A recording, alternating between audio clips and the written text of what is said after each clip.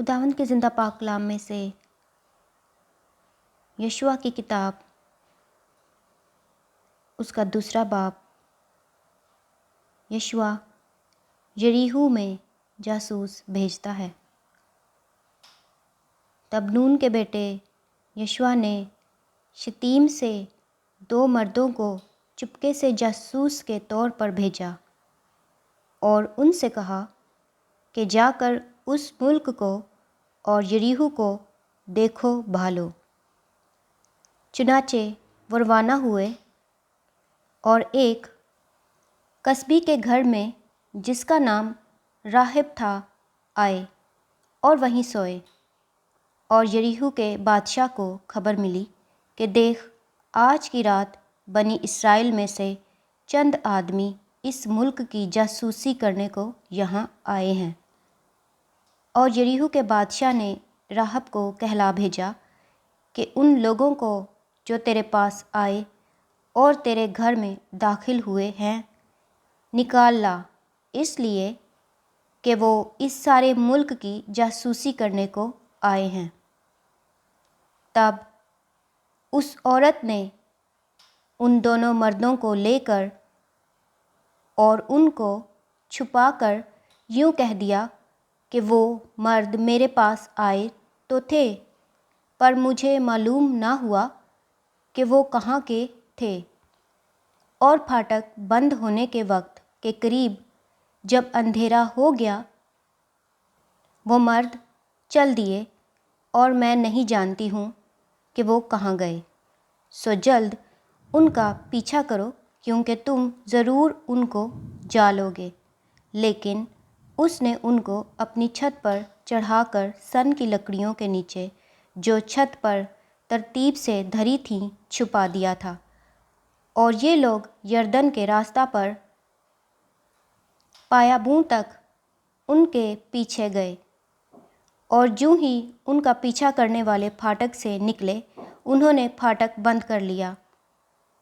تب راہب چھت پر ان مردوں کے لیٹ جانے سے پہلے ان کے پاس گئی اور ان سے یوں کہنے لگی کہ مجھے یقین ہے کہ خداوند نے یہ ملک تم کو دیا ہے، اور تمہارا رعب ہم لوگوں پر چھا گیا ہے، اور اس ملک کے سب باشندے تمہارے آگے گھلے جا رہے ہیں، کیونکہ ہم نے سن لیا ہے کہ جب تم مصر سے نکلے تو خداوند نے تمہارے آگے بحر کلزم کے پانی کو سکھا دیا، اور تم نے اموریوں کے دونوں بادشاہوں سیحون اور اوج سے، جو یردن کے اس پار تھے اور جن کو تم نے بالکل ہلاک کر ڈالا، کیا کیا کیا۔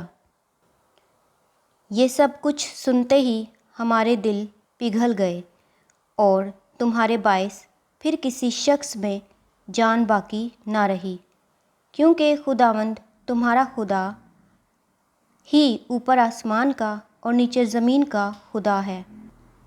سو اب میں تمہاری منت کرتی ہوں کہ مجھ سے خداوند کی قسم کھاؤ کہ چونکہ میں نے تم پر مہربانی کی ہے، تم بھی میرے باپ کے گھرانے پر مہربانی کرو گے، اور مجھے کوئی سچا نشان دو کہ تم میرے باپ اور ماں اور بھائیوں اور بہنوں کو اور جو کچھ ان کا ہے سب کو سلامت بچا لو گے، اور ہماری جانوں کو موت سے محفوظ رکھو گے۔ ان مردوں نے اس سے کہا کہ ہماری جان تمہاری جان کی کفیل ہوگی، بشرطے کہ تم ہمارے اس کام کا ذکر نہ کر دو۔ اور ایسا ہوگا کہ جب خداوند اس ملک کو ہمارے قبضہ میں کر دے گا تو ہم تیرے ساتھ مہربانی اور وفاداری سے پیش آئیں گے۔ تب اس عورت نے ان کو کھڑکی کے راستہ رسی سے نیچے اتار دیا، کیونکہ اس کا شہر کی دیوار پر بنا تھا، اور وہ دیوار پر رہتی تھی۔ اور اس نے ان سے کہا کہ پہاڑ کو چل دو، تا نہ ہو کہ پیچھا کرنے والے تم کو مل جائیں، اور 3 دن تک وہیں چھپے رہنا، جب تک پیچھا کرنے والے لوٹ نہ آئیں، اس کے بعد اپنا راستہ لینا۔ تب تب ان مردوں نے اس سے کہا کہ ہم تو اس قسم کی طرف سے جو تو نے ہم کو کھلائی ہے بے الزام رہیں گے۔ سو دیکھ، جب ہم اس ملک میں آئیں تو سرخ رنگ کے سوت کی اس ڈوری کو اس کھڑکی میں جس سے تو نے ہم کو نیچے اتارا ہے باندھ دینا، اور اپنے باپ اور ماں اور بھائیوں بلکہ اپنے باپ کے سارے گھرانے کو اپنے پاس گھر میں جمع کر رکھنا۔ پھر جو کوئی تیرے گھر کے دروازوں سے نکل کر گلی میں جائے اس کا خون اسی کے سر پر ہوگا اور ہم بے گناہ ٹھہریں گے، اور جو کوئی تیرے ساتھ گھر میں ہوگا اس پر اگر کسی کا ہاتھ چلے تو اس کا خون ہمارے سر پر ہوگا۔ اور اگر تو ہمارے اس کام کا ذکر کر دے تو ہم اس قسم کی طرف سے جو تو نے ہم کو کھلائی ہے بے الزام ہو جائیں گے۔ اس نے کہا، جیسا تم کہتے ہو ویسا ہی ہو۔ سو اس نے ان کو روانہ کیا اور وہ چل دیے۔ تب اس نے سرخ رنگ کی وہ ڈوری کھڑکی میں باندھ دی، اور وہ جا کر پہاڑ پر پہنچے اور 3 دن تک وہیں ٹھہرے رہے جب تک ان کا پیچھا کرنے والے لوٹ نہ آئے، اور ان پیچھا کرنے والوں نے ان کو سارے راستے ڈھونڈا پر کہیں نہ پایا۔